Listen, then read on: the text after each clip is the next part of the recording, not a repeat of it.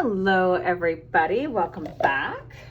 So we are doing another Christmas soap today. I am basing it around this scent, which is Holly Sagebrush from Muddy Soap Co.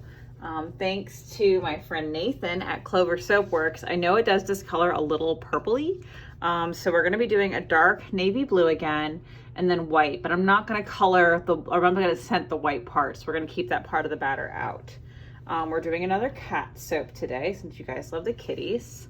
Isn't he pretty?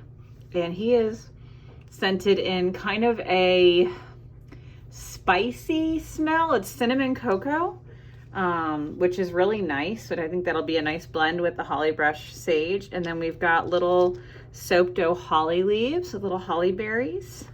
And you can see that. Little holly leaves with holly berries. That is from I Dream in Soap. She makes the extruder discs. I got those from her. So if you love those, that's where I got them. So now that we've talked about what we're making, let's make some soap. So if you've been on the channel before, this part is probably kind of the boring part, but I tried cutting it out and a couple of you messaged me and said you missed it. So I will continue to blend the first part and leave that in.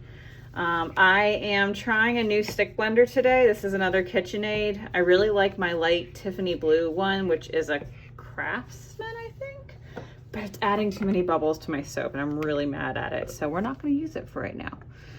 So first we're going to go ahead and add in our lye solution. Our lye solution has powdered sugar as well as ethically sourced raw silk melted in, and then it has a healthy heaping of sodium lactate and then distilled water. These are all room temperature, maybe just a little warmer than that, not much though.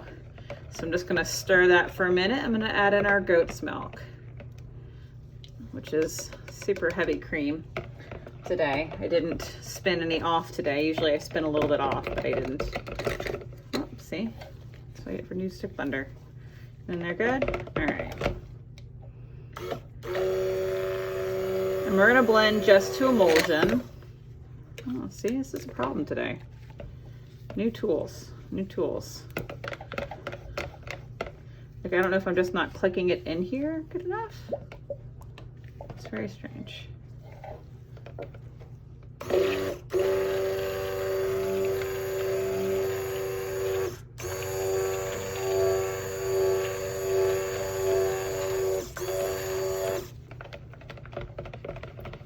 Holding it because it fell off a couple times and and it's like wanting to fall off again.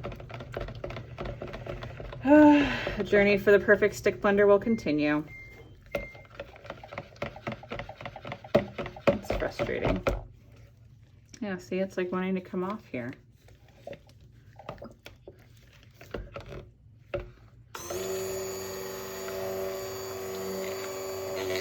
Yeah, there it goes again. How strange. I wonder if I'm not locking it the right way. And that feels locked. Alright, well. You guys wanted to see it. This is what it looks like. Me struggling with a new stick blender and not getting it to... It's like not... There we go. Locking. Aha! I found the lock. That was the problem. I didn't lock it. Helps if I actually, like, you know, read the directions on new things. How are you though? That's pretty well blended. I'm gonna stop playing with it. So busy being worried about what the stick blender arm was doing. I'm not really looking at my trace. This design is pretty forgiving though. So I really like my cat designs. I can kind of be a little fun with them. So.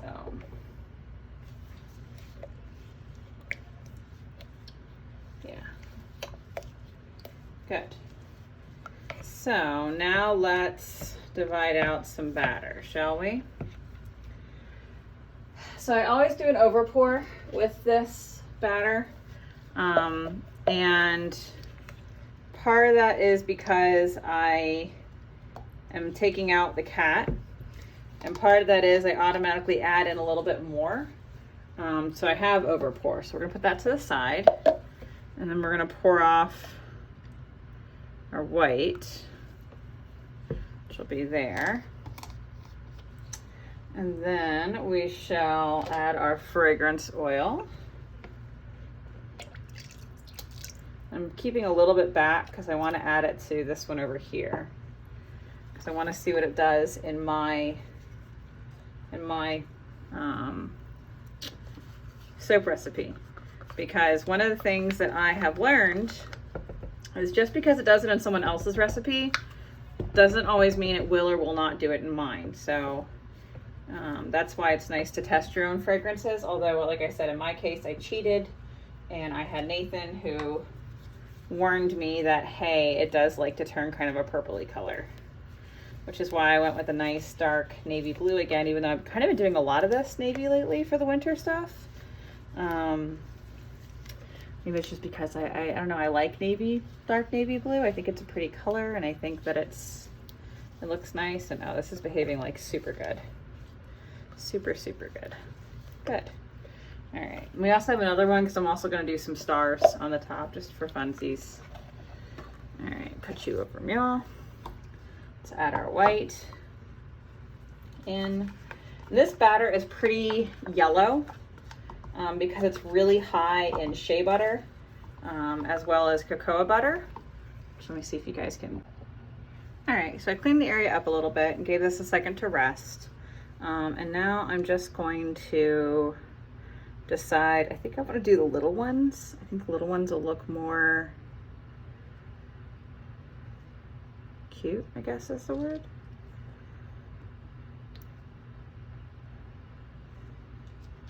And like, that's always the trick when you do these tops, right? Like you want that pretty picture for the Insta, but like at the end of the day, like I'm gonna have to cut these bars. So I have to be aware of where the bars are and how big they are.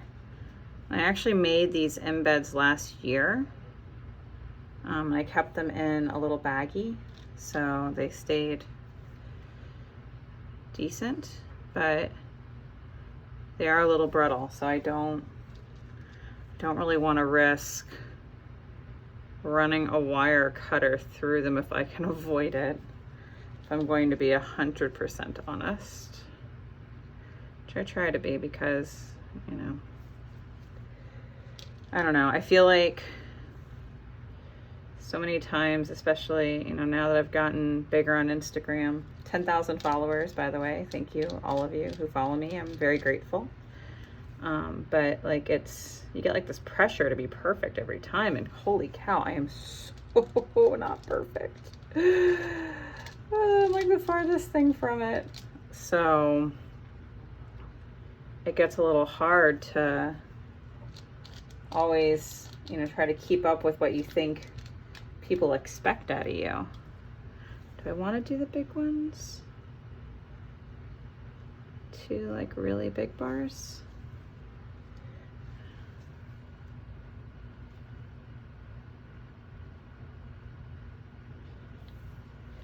Okay. So I think it's gonna be it. I'm just gonna clean this up a little bit. And kind of tuck this around.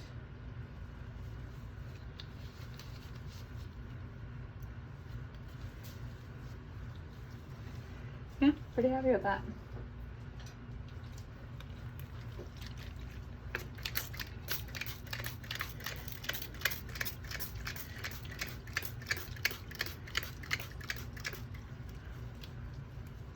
All right, that's it.